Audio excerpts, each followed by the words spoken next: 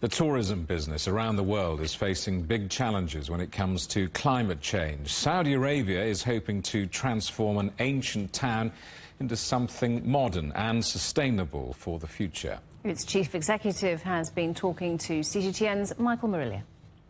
In many ways, we're doing well, but there's also an equal amount of ways where we haven't distinguished ourselves. Now, one of the reasons that I'm very optimistic is that this generation, the younger travelers now, from 18 to 35, you cannot talk to them about sustainability. They see it as imperative. Now, Jerry, experts say that it could get even hotter in the years ahead. What does that mean for the sector, and specifically areas in hotter climates such as Saudi Arabia?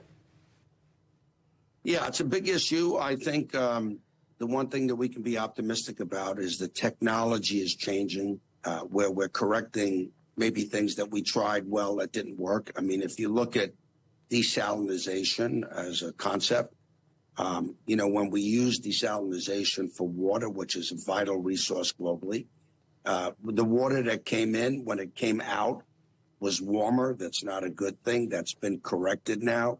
If you look at factories and air pollution and pollution from cars, that's not a good thing. So the forefront of electrical vehicles is very, very important.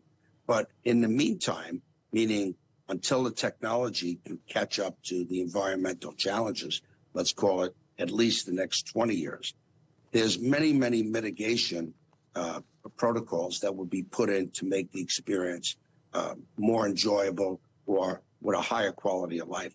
Shading, avoiding waste.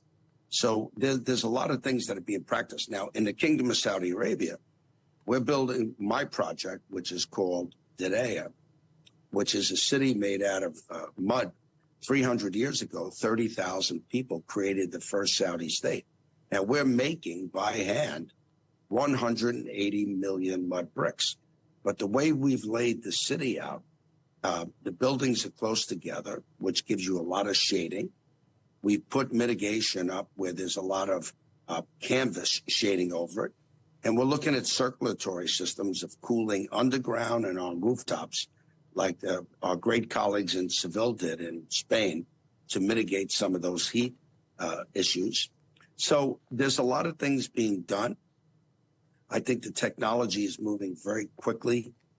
That will catch up on global warming, both to reverse some of the bad trends that we participated in, and also to correct maybe some past damage that was done to keep the planet healthier, which we feel strongly.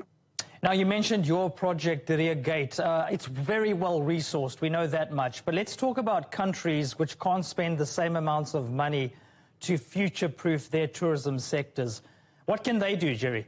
What I'm personally hoping is that through the leadership of UNWTO, there can be a very small tax, call it $1 per plane ticket or something like that, that could go into a fund that would serve to help debt relief or help cultural preservation, cultural identity, cultural preservation